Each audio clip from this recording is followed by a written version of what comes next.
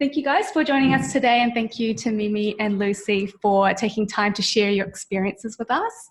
So the purpose of having this live stream is to shed light on the realities of moving from corporate to startup, either as a founder, a joiner, or even as an investor, and all the good, bad, and ugly, as well as how this journey has shifted your perspective on what it's like to create your own path versus climbing someone else's ladder. Burn. I just want to quickly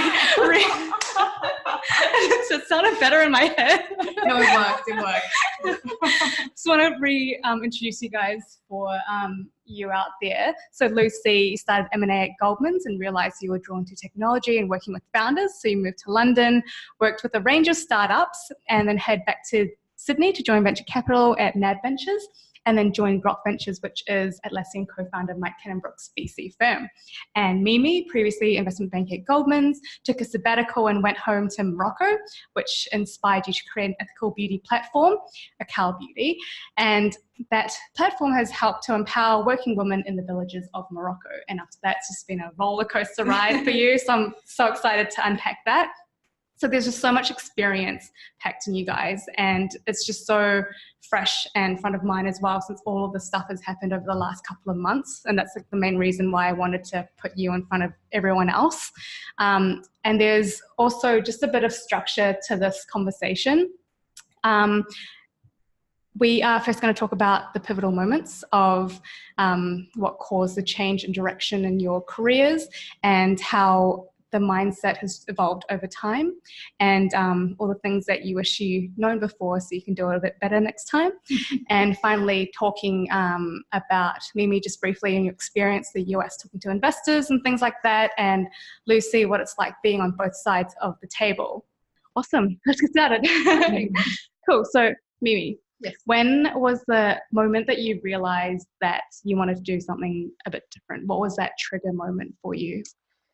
I think, there was a succession of moments, of pivotal moments, but definitely I feel that the seed, for entrepreneurship, for, this startup ecosystem was planted on one of the last deals I worked on when I was in investment banking at Goldman Sachs. So I was, helping one company, a telecom company called Amazim, go public. And, it was a startup, and they were 6 years old, and there was this really exciting group of co-founders who also were serial entrepreneurs. So when you're working, on that type of deal on taking a company public, you spend a lot of time, in their offices, you spend a lot of time talking to them. And I have just found myself really, really enjoying, that ecosystem and that environment. And so that stayed with me as being, that's a really cool environment to be in. And, fast forwarding probably a year, I had been, on a sabbatical, just taking time out, and was on the last leg of my trip and spent some time in Morocco, and there, just encountered a problem, which was that a lot of women in the south of Morocco have seen their lifestyle completely transformed by, the argan oil industry, but at the same time, their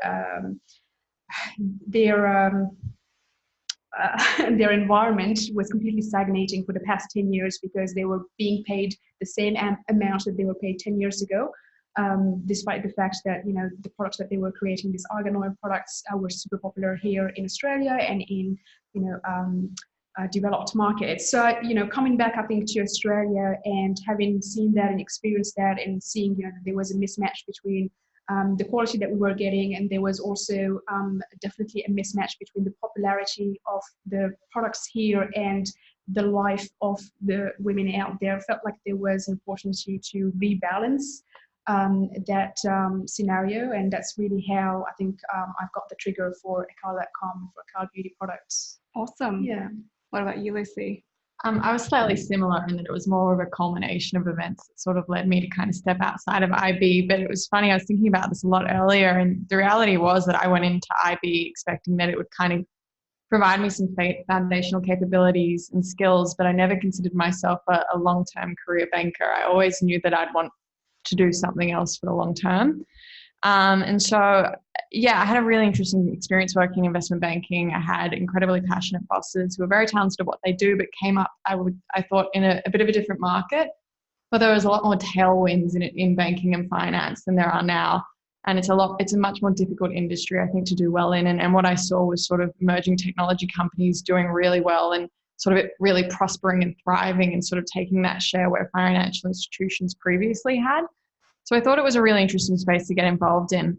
And beyond that, I was working on deals and sitting in boardrooms. I was obviously quite junior, but still really feeling like I wasn't having a big impact, and that I didn't feel like I could have as big an impact in that seat than I could as elsewhere. Working with earlier stage companies. But what eventually pushed me to make the decision to move into working with startups was a number of disrupt competitions that were being held within Goldman at the time, where we were sitting together coming up with startup ideas that we could launch to customers or for back office operations and that sort of thing. And I just loved that experience around building ideas and working with people who are really passionate about these concepts and about technology. So I just really enjoyed that experience, and sort of that pushed me in the direction to wanting to work in technology and startups. Funnily enough, I went to London during sort of my last few months at GS before I decided to leave, and sort of got exposure to the startup scene there. It was really hot at the time, a lot of interesting companies emerging and scaling up. And I was like, this is so exciting. I want to be a part of this. So I came back to Australia, decided to leave GS, which was a really hard decision to make at the time, and go to London and just give it a go and work with various startups. And funnily enough, a colleague at Goldman had actually contacted me a week before I was leaving and said, I know this private equity investor, he has an angel investment. He needs some help consulting around how that startup capital raises, including like building the financial model and the investor positioning.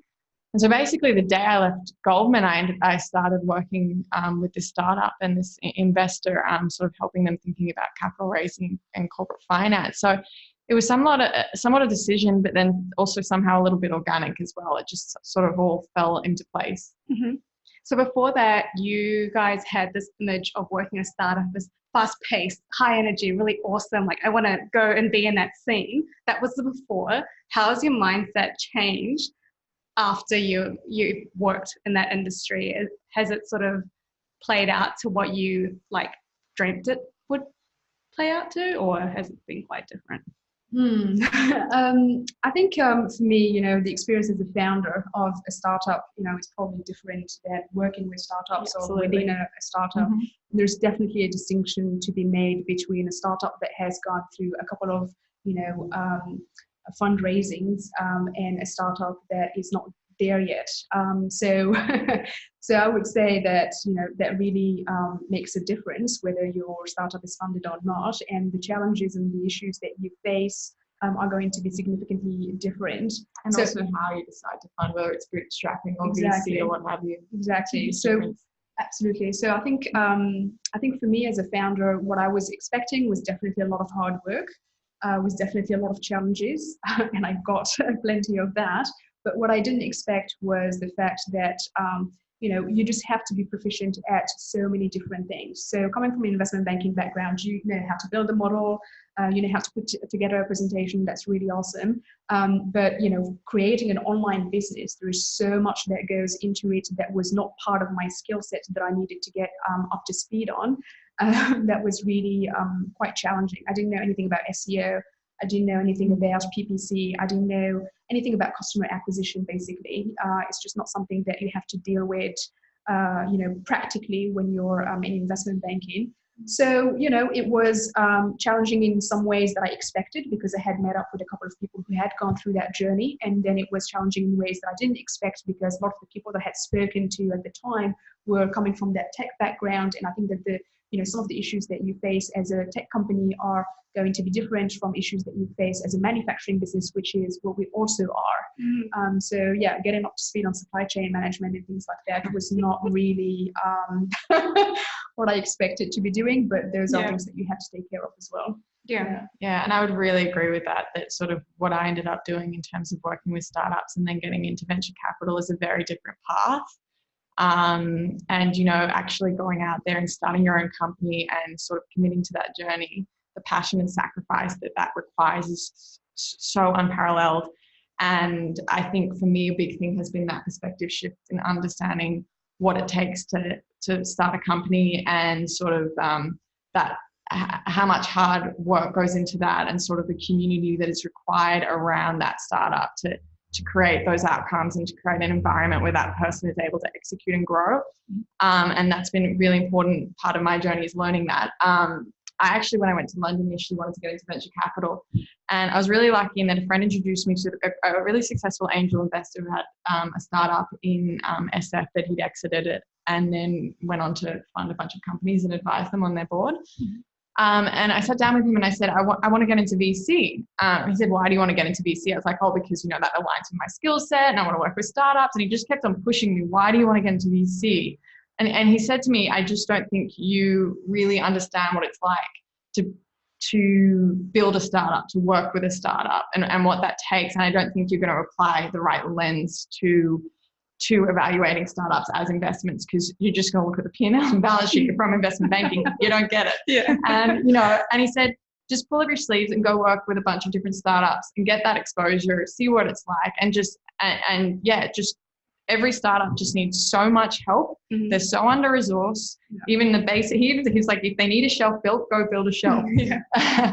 And so that's exactly what I did. And so from that experience, I feel like I really got the benefit of understanding sort of what it was like to be a founder, obviously on the sidelines, but really learned to appreciate and respect what founders do every day. And that positioned me, I think, better as sort of a investor, in that our job is to essentially find awesome founders and sort of help them grow and help them on their journey, get out of the way when they want you to, and get hands-on when they ask you to as well. So I think that was a big perspective shift for me.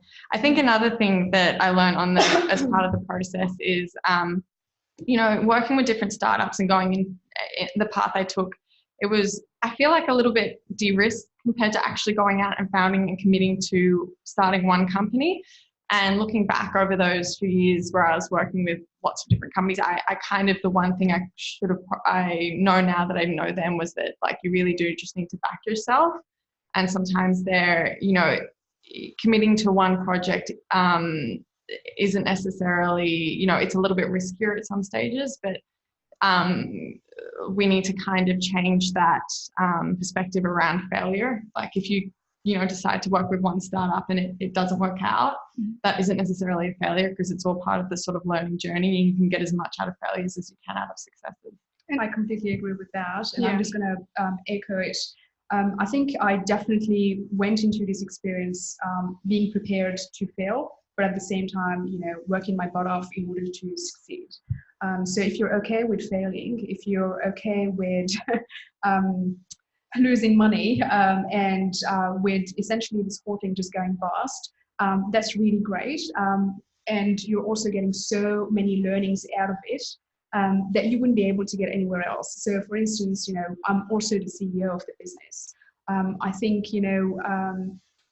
nothing prepares you to be the CEO of a company. You only become, you only are that CEO once you become, CEO. And there are certain things, you think you will be able to handle really well and, won't have an impact on you, but then it happens, like, having to fire, someone, and, you realize that actually, I didn't, quite, handle this, the way I expected it to, or I didn't quite feel the way I expected to feel. So you don't really know how you're going to react in those situations until you actually go through them. Mm-hmm. And no matter the experience of people that you have spoken to, you just have to, go through that journey yourself. Yeah. How did you even begin to know where to start and when to jump and how to prepare yourself to fail? I just want to put things in perspective. I definitely think, on the lucky side of spectrum, in the sense that I don't have a mortgage to pay. I don't have any kids. So if I fail, there is no real life consequences for me personally to that, failure happening. There is a responsibility, because I'm working with 218 women in Morocco who if I don't provide, basically, it's like a life and death type of situation, and that responsibility does weigh on me. But me personally, if this doesn't work out, it's not the end of the world. I don't have a tuition to pay. So I think, that the stakes are different depending on your personal circumstances. And I also, grew up in a very modest environment. So I knew what it was not to, spend $15 on Avantos or whatever. So I didn't mind sacrificing, some of the comfort that I was able to get, through the 6 years that I was in investment banking. But yeah, you just have to, it is a mindset shift, and you have to, I think, be very real and genuine with yourself about the extent to which you're able and willing to self-sacrifice. What are your red lines that you don't want to cross, and what is, the most that you are willing to give up? And, depending on your answers, you may or may not, find this journey suitable for you as an individual. Yeah. Not sure that addresses your question. Yeah, I think that's the case. Like a lot of the founders that I work with are just incredibly passionate about what they're doing. And typically we like to invest where that founder essentially feels like they can't be doing anything else. And a lot comes with that. Like they're not planning on exiting in the next 3 years or so on. Like this is their life's purpose, and they sort of have that real drive and grit and determination to do it. And so I think that is so fundamental. If you're going to go out and start sort of a startup that you plan to have like unicorn potential, that's the sort of perspective you have. I mean, and you can have you can also go out and start more of, say, we call it like a lifestyle business where, you're bootstrapping, which means it's funding itself by revenue.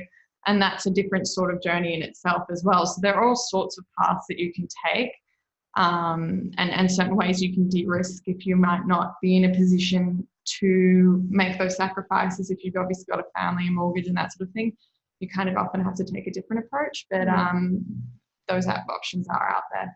Yeah.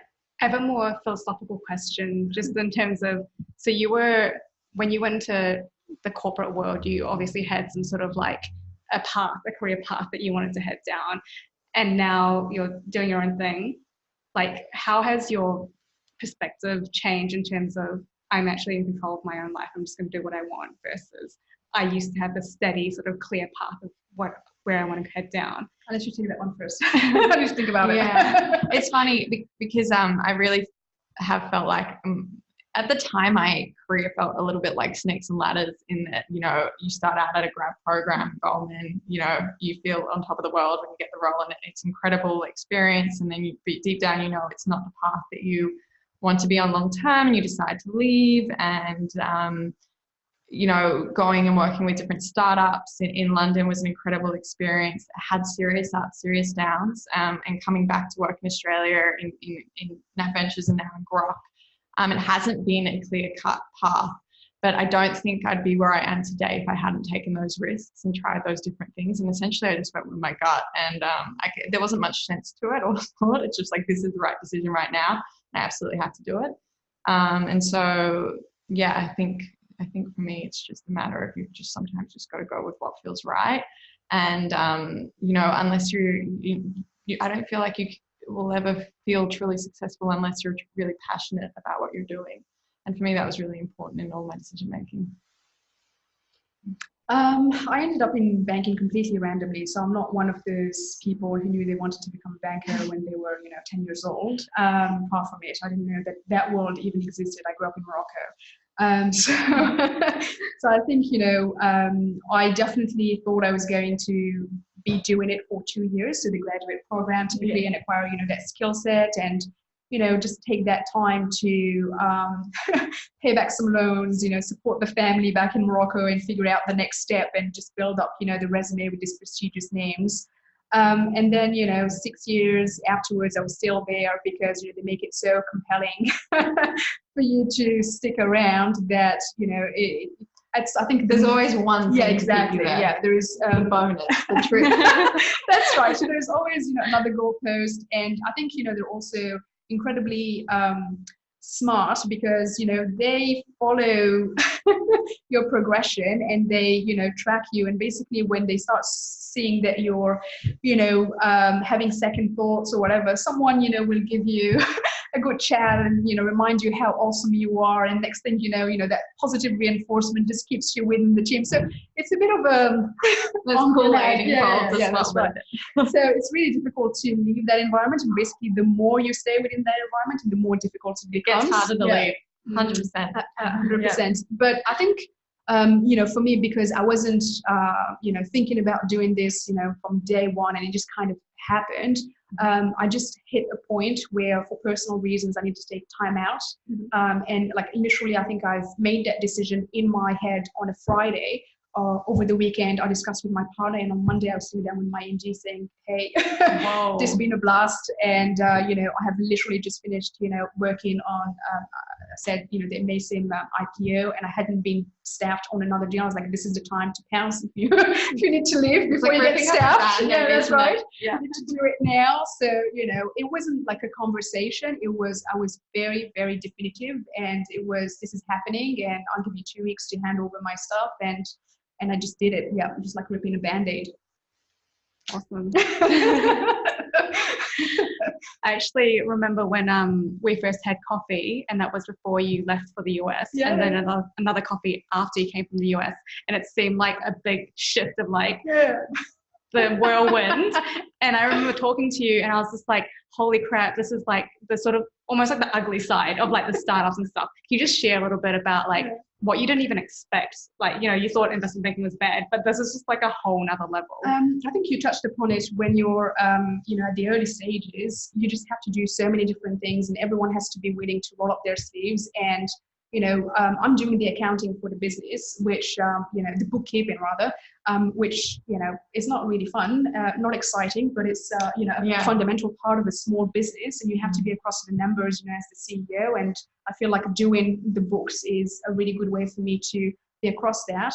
So you're doing like really exciting, fun stuff, that gets you going, and, every day. And then you have like really, unappealing, tedious tasks that you also have to do. So, you just have to be willing to roll up your sleeves and do everything. I think the other element probably, based on that conversation is where I am at the moment in terms of the business. I'm talking to a lot of, investors and potential investors in just that ecosystem of, angels and VCs. And, those conversations, especially in the early days, were really challenging for me because, I was in investment banking, and you kind of like, you're in the shadows and you're providing advice, and it's a different, I think, mindset to, being super salesy, especially, at the level I had left, I was an associate, so I wasn't at the point yet where I was doing what a VP or an MD does, which is try and sell a deal or try and, sell the investment bank to the customer.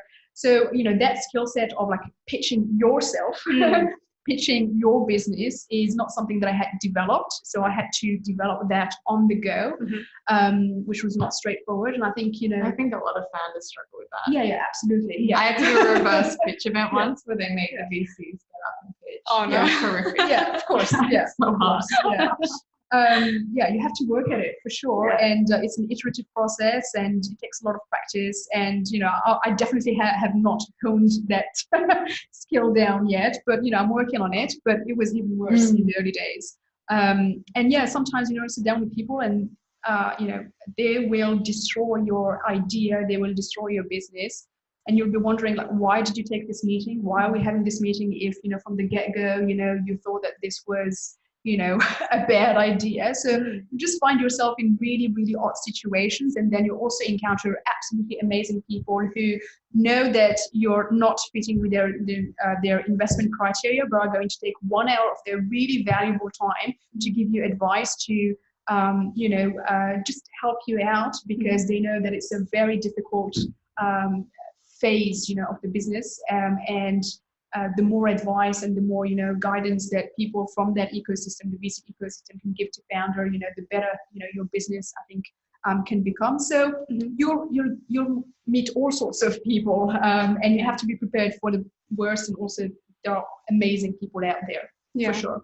So you don't really have the skill sets going into building business. What are some of the things that you would recommend people in the group to kind of like help prepare them along the way? For example, you mentioned you don't know anything about SEOs or pitching and things like that. Like, what resources did you use? And you as well, Lucy, what would you recommend a founder or a pre-founder to kind of, how do they clue themselves up before they leap? I'll probably start maybe more high level, sort of where I'm at. I think there are now so many resources online that help simplify things and make it a lot easier actually to start a business itself. A lot of different platforms that you can leverage. You know, building a website is now so much easier, and building an e-commerce platform is now so much easier, because there are sort of the foundational technology layers that you can leverage. And so I think just optimizing the information that's available online, building out your network, sort of accessing subject matter experts, whether it be via LinkedIn or attending meetup events, or even, you know, listening. I watch so many YouTube videos and podcasts from sort of people who are in the VC and startup space. I still do every other day, and just reading and absorbing as much as possible about sort of what you're passionate about. Often it's the case, you know, as I'm sure you found, that, you know, a lot of that sort of preparation stage, you know, as soon as you actually start, pretty much disappears. Yeah. You just got to get shit done. Yeah, exactly. That's exactly right. You know, I've done probably a lot of that, which is, you know, try and reach out to people within your network, outside of your network. You know, grab coffees, ask them questions, ask advice. And I definitely also spend a lot of time listening to podcasts and, you know, watching YouTube and reading a lot of, you know, VC blog posts. Can't think of anything right now, but we can follow up on that. There's definitely a lot of mentorship very much. I have actually come across, you know, a person that has been really helpful. But I have to say, you know, that's another piece of advice actually that I would give, which is don't wait too long before you reach out to people and before you start talking about your idea, your project with them. Because I think in the very early days, you're very protective of that idea. You're very protective of that business. You're like, oh, I don't want anyone to steal my idea. I don't want anyone to, you know, whatever. And so, you know, you you're quite cryptic, you know, so that makes it really difficult for people who are sitting in front of you to actually be helpful and provide you with advice. So don't be so protective, because unless there's actually, you know, a serious IP that's attached to your products, you should be able to talk about it. And the sooner it's all about your execution anyhow. Exactly. There's no real value in an idea. So yeah, absolutely. Yeah. So you should be able to talk about it, and the sooner you get feedback, the quicker you'll be able to improve that product or service that you're, you know, thinking about developing. And the better off, you know, you will be for sure. So yeah, just definitely go out and reach out to people in real life and speak to them. And I honestly was actually positively surprised, because, you know, most people that you reach out to will talk to you, because it is such a delicate process to go through, and it's sometimes so lonely that there is an empathy, and there is, you know, a willingness to help people who are, you know, just coming onto this journey, because you feel like you wish, you know, you wish you had more advice, you wish you had more people, you know, who gave you advice and guidance. So definitely when people reach out to me, you know, I respond. So yeah, just reach out to people for sure. I think that's a big thing as well, like underestimating people's willingness to help. One thing I definitely did. I didn't necessarily reach out and ask people for help as much. And I've worked with people since who've been really good at that and really good at expanding their network and developing sort of mentorships and relationships, just because they had the confidence to just reach out and ask someone for help. And I think people underestimate the power of that. Yeah. How do you sort of know who to reach out to? And if you're not in the industry at all, if you just have a very corporate network, how would you go about finding the right people to talk to? That's a very good question, because that's literally, you know, the issue that I had at the very beginning. So I had joined investment banking straight out of university. So my network was, you know, that of investment bankers, you know, tax lawyers, accountants. So that was kind of the network here in Australia, and the network back from school were people who are in the academic, you know, world. So totally like not suited for, you know, my next step and the life in a startup. So basically what I did was, you know, Google and try and figure out, you know, what's the landscape and who is involved in the VC world and who has created a business and just called, message them basically, find them through LinkedIn, send them a message, say, hey, just introduce yourself and say, this is what I'm trying to do. Will you have like 15 minutes? I'll buy you coffee, pick your brains. And, if you're polite and if you're succinct in your approach to those people, most likely than not, they will get back to you. Just don't have to, come across as a as a stalker too. But yeah, you'll get the cue. So basically, if you reach out to someone and don't answer, you just move on to the next person. So yeah, as you do that.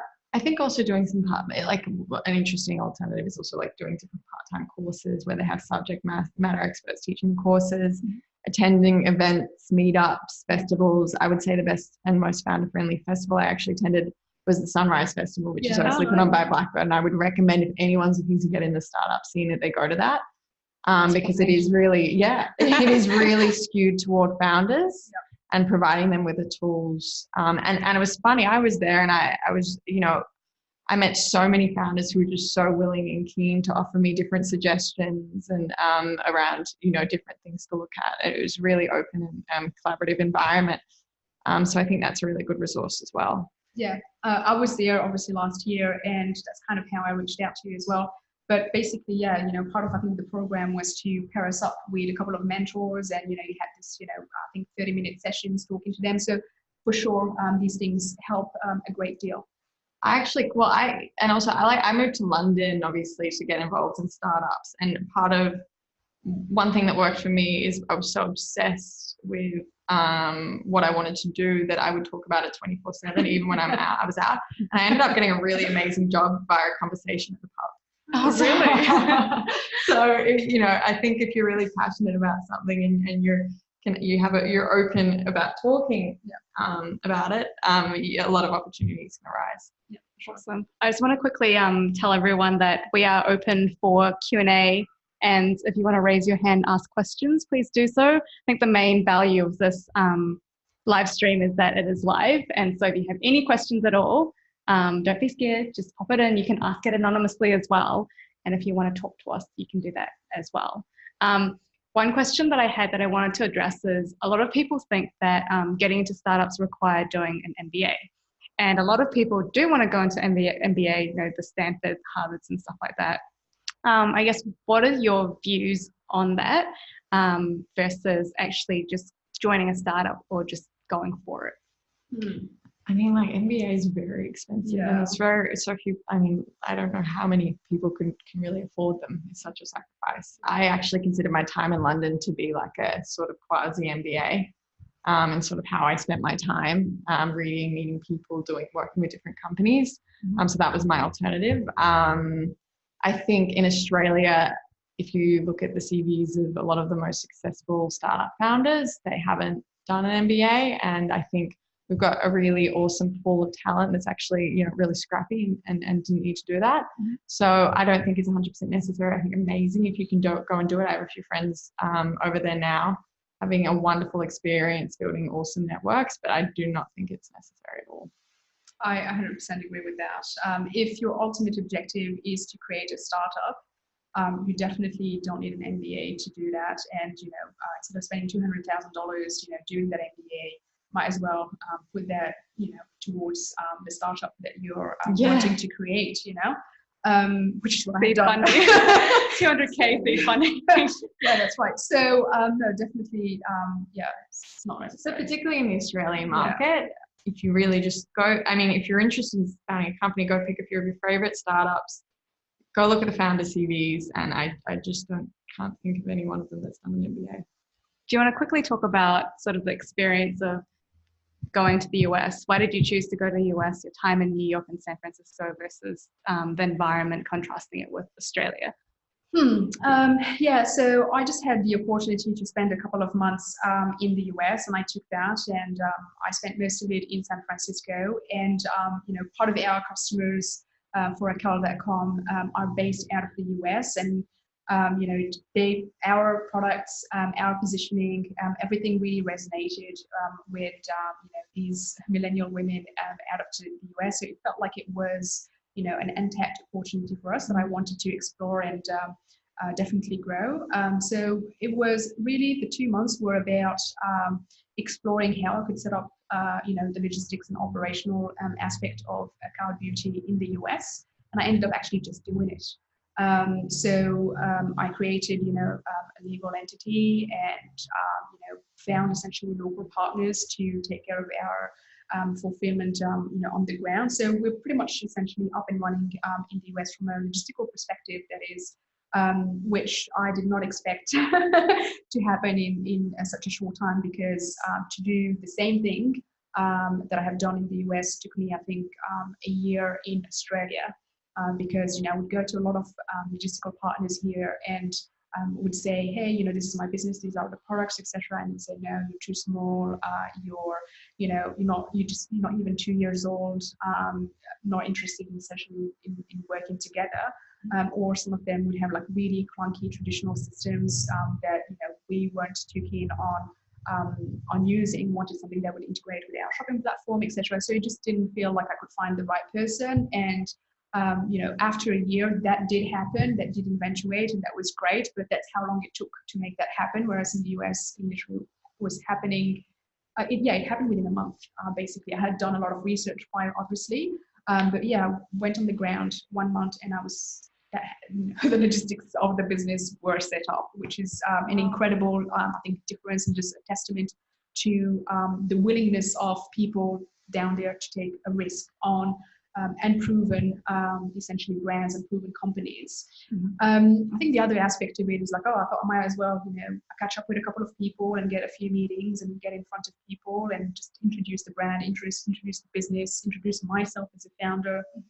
And again, I think, the willingness of some people to meet with me or, do conference calls or things like that was very surprising. Some of those meetings were really great, other meetings not so much. But even, the meetings that were unpleasant, were meetings that provided valuable insights.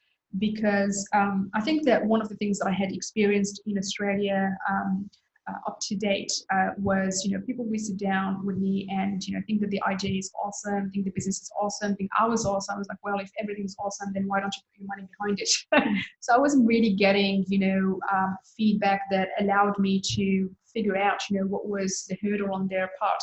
Whereas I feel like in the US, those conversations were a lot more frontal and a lot more forthcoming and, perhaps even to a fault, but it's just the negative feedback is something that you have to harness and seek out, because it really helps you iterate, it helps you improve your product and service. And if no one gives you that feedback, then you won't know basically what's wrong, because it's really difficult when you're in the business up to your neck, to figure out all of the negative things about the business and the things that you have to be improving. So definitely a process that I would recommend for you guys to do, and do it as early as possible. I think I definitely, waited too long to do it. So what do you mean by do it as early as possible? Even just the ideation stage, going and testing? So, I was actually really surprised. I think that, a lot, I feel like here, I had to have a fully finished product, an up and running business, and sales and everything, sorted out in order to be able to get in front of people. But you don't need to wait that long to do that. There are people who will give you seed money to go and figure out, to go and build a platform, to go and, figure out the way to manufacture the product, etc. So if you have, a good pitch deck, if you really have a good vision, and you are, you are convincing essentially in your approach, to those people, or, your team as a group has the right skill set, people will put money behind you to go and, build that platform, build that product. So reach out as early as possible, but have your, figure out your stuff before you go and reach out. Absolutely. Yeah, we've invested in some pre-revenue businesses, even pre-product, and I mean, the key thing is just really identifying that, special something in the founder that suggested they're the person that's going to be able to execute, and also them really showing that they've made themselves the subject matter expert, and they're sort of therefore the right person to solve for it. So there's definitely, and like often if you're considering raising VC, speaking to a VC sometimes like is as valuable as speaking to a customer, because in the end you're going to know what they need. in order, what they will need in order to give you capital. Right? Exactly, that's exactly right. It's a perfect analogy. Mm. The other thing as well I would add is I was not expecting how much focus there was going to be on me as a person. People are super focused on the founder or the founding team.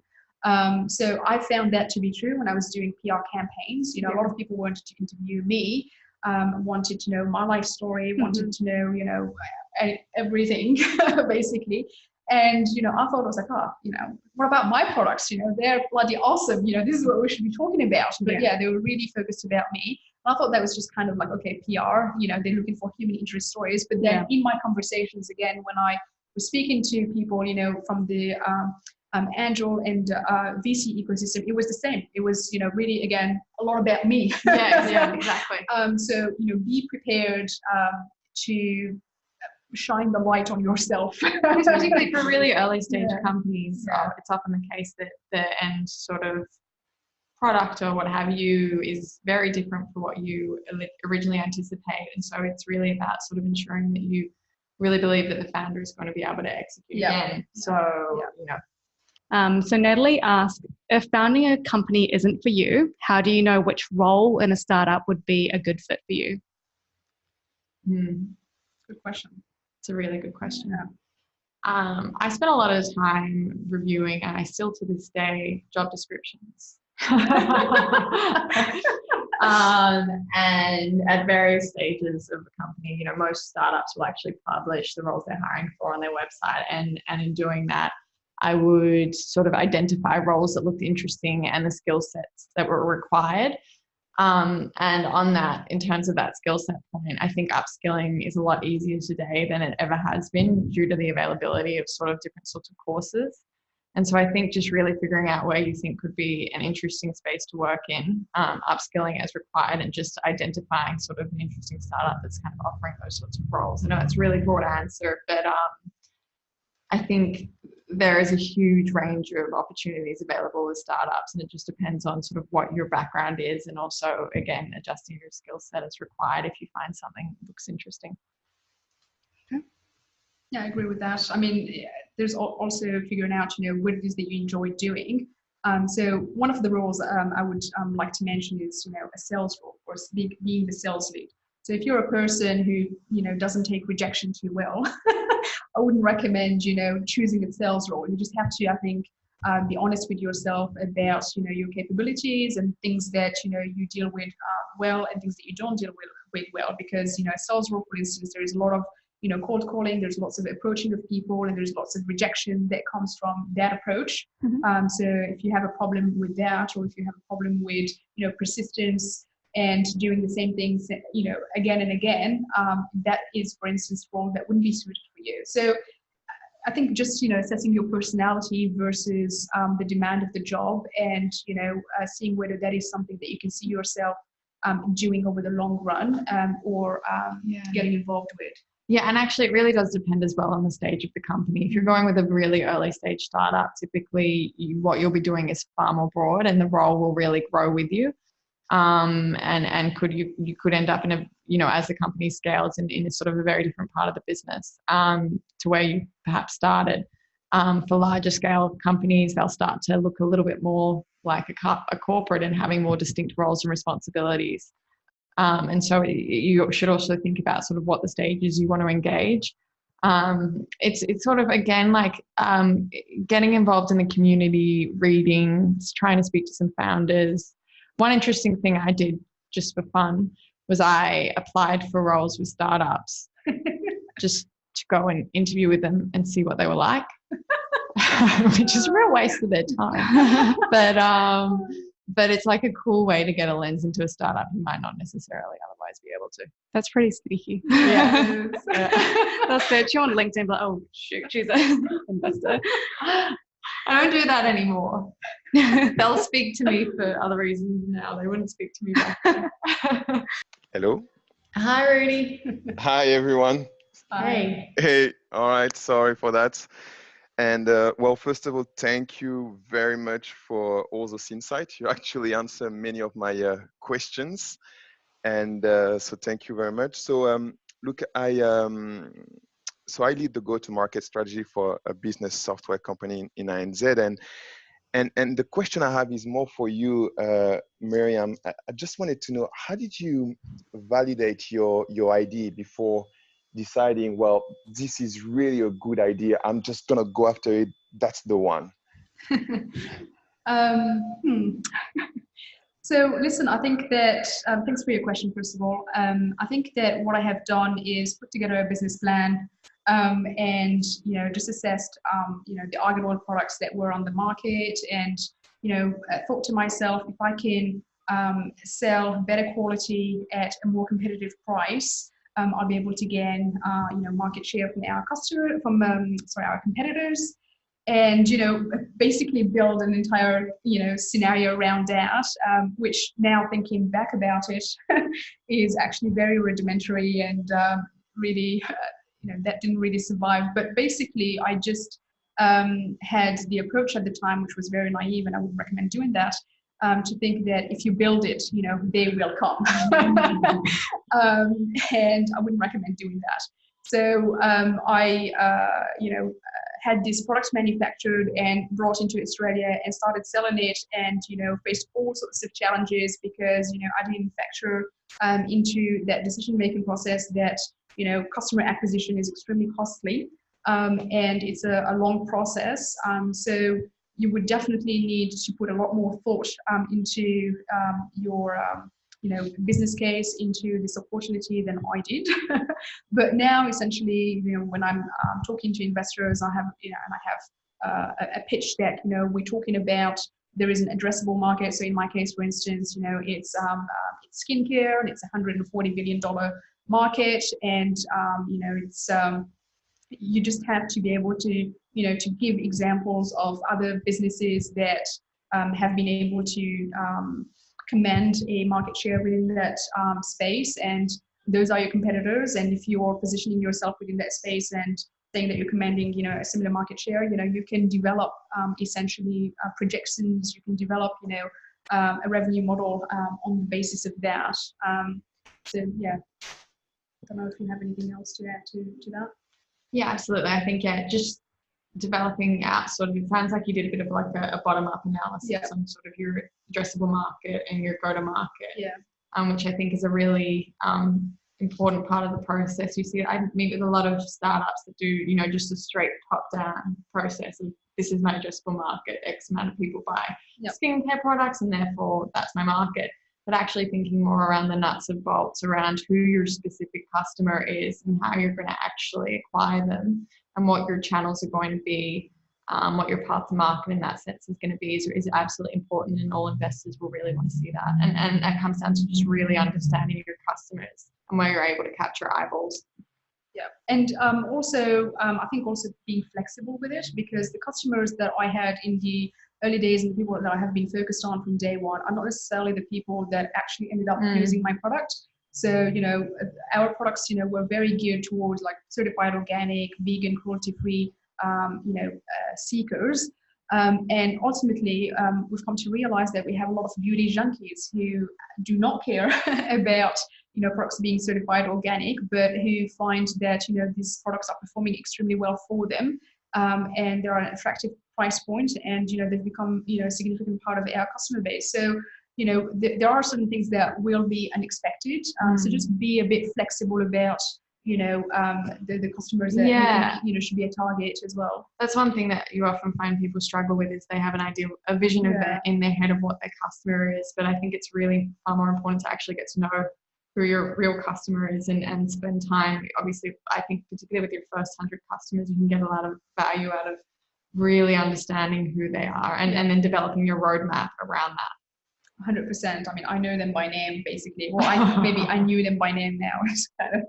But yeah, definitely. Does that answer your question, Rudy? Yes, absolutely. Thank you very much. Yes. Awesome. Scott had a question. When the going gets tough, how do you deal with negative emotions telling you to quit? Too real.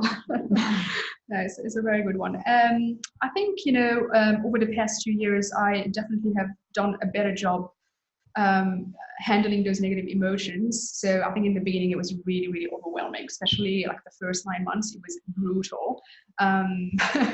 But then what I did was reach out to, a couple of people who were at the same stage as me in terms of their entrepreneurial and startup journey, who kind of just formed, this kind of entrepreneur anonymous group where we would, commiserate and, support each other and just, it literally was just a support group, and it's still a support group. And I find myself reaching out, to the people within that group, because there's such an odd, life journey. It's such an odd path to follow. And there are, people around you who won't understand what you're going through. And you really have to find people who have gone through what you're going through to, be able to connect and like, oh yeah, of course, I've been through the same thing, and you understand each other. So, try and reach out to people who, are within that same, ecosystem and within the same stage of your journey. And that would be tremendously helpful. Yeah. Actually, it's funny because there's a founder I know quite well who I have a lot of respect for, and he's a really awesome group of founders that he kind of taps into to have sort of to share war stories and sort of, ideas on how to keep progressing. I think it's really good advice. Yeah. Awesome. I think what I didn't ask you was what was it like being on both sides of the table? I guess we kind of did mention it briefly, but just in terms of your experience having the startup sort of journey, building founder empathy, and then being an investor, knowing what to look for. Yeah, I mean, I think again, it just has been incredibly valuable for me as an investor, particularly as I look to work with founders going forward, and then also sort of how I work with them day to day with our portfolio specifically. And just to give a bit more background, Grok Ventures is an investment office, and we invest across a range of asset classes, but have obviously a really substantial focus on venture capital investing, and we're focused on certain thematics, which include ag tech, energy, fintech, and then sort of really transformational moonshot ideas.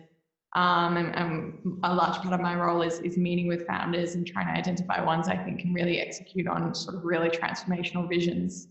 And then, investing, sort of working through the due diligence process, then obviously the sort of standard investment process, and after that sort of supporting them within our portfolio. So that's pretty much the core of what I do today. And I think working with startups has really complemented that. I think now being in the position I am now as sort of an investor, it does also sort of put you in a position to see certain things that you wouldn't otherwise. And it's, again, sort of continuing on that learning journey. But I do think that there is a lot of benefit to doing both. I'd love to, at some stage in my career, get back involved with startups, potentially found my own project or something like that. Because it is such an exciting journey to be on, in some respects as a VC, sometimes you feel like you're a little bit on the sidelines sort of, and you develop a lot of respect for sort of the founder journey. So, I mean, it's a pretty broad answer, but both sides of the fence are really awesome. And I think it's just important to just remember sort of ultimately what got you into wanting to work with startups in technology, whether it be on the best VC or on the startup side of things. Awesome. Yeah. Cool. Do you guys have any final words or any final sort of parting wisdom before we wrap up? We've got 4 minutes left. Gosh. There is something actually that I just remembered, in terms of the previous question about emotions.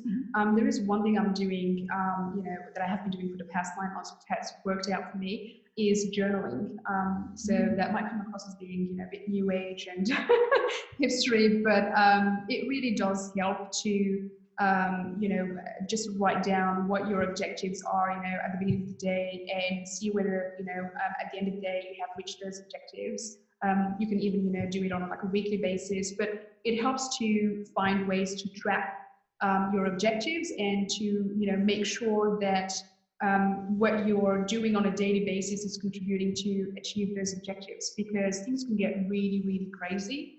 And, as the boss, as the founder, as, the person who's the cheerleader to everyone, you have to find strategies to be the cheerleader to yourself and to keep yourself on track, because no one else is going to do that for you.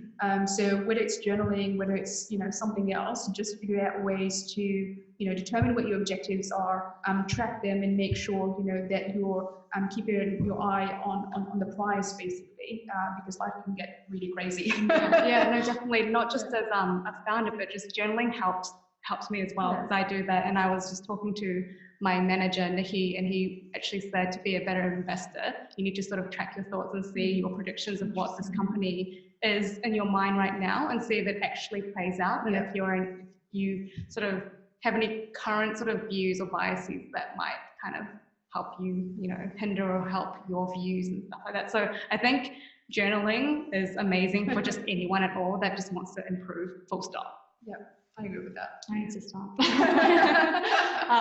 No, but broadly speaking, fundamental health is a really important thing. And I think, kind of emphasizing that it's, in some respects, although it feels like a permanent race, it is a marathon, not a race. Yeah, that's true. It is a lot, VC in itself is, it typically, 5 to 10 year time horizon. So you are investing for the long term. So it's important to sort of maintain your ability to continue operating and remain healthy, because founders do sacrifice so much day to day in order to get everything done.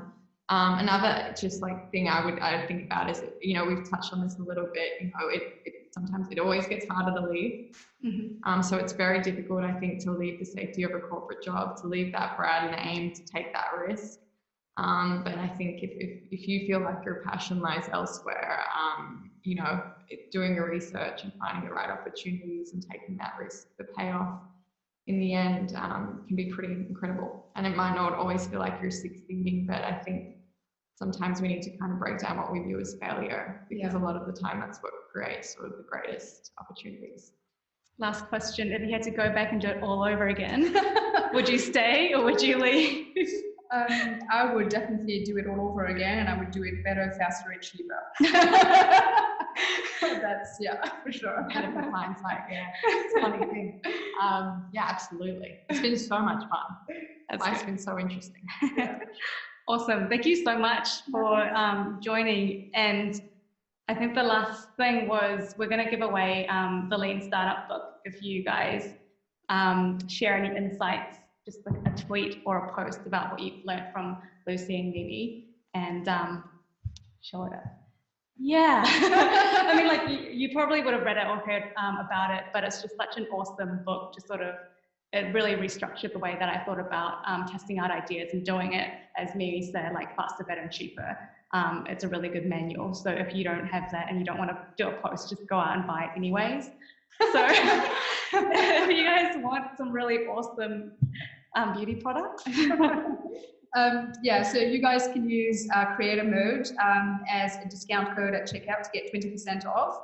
And if you have any questions, feel free to reach out to me on LinkedIn. I'd be happy to help. I know it's a tough journey, so hit me up on LinkedIn, Baissa. Yep. Awesome. Thank you. Cool. Thank you guys. Bye.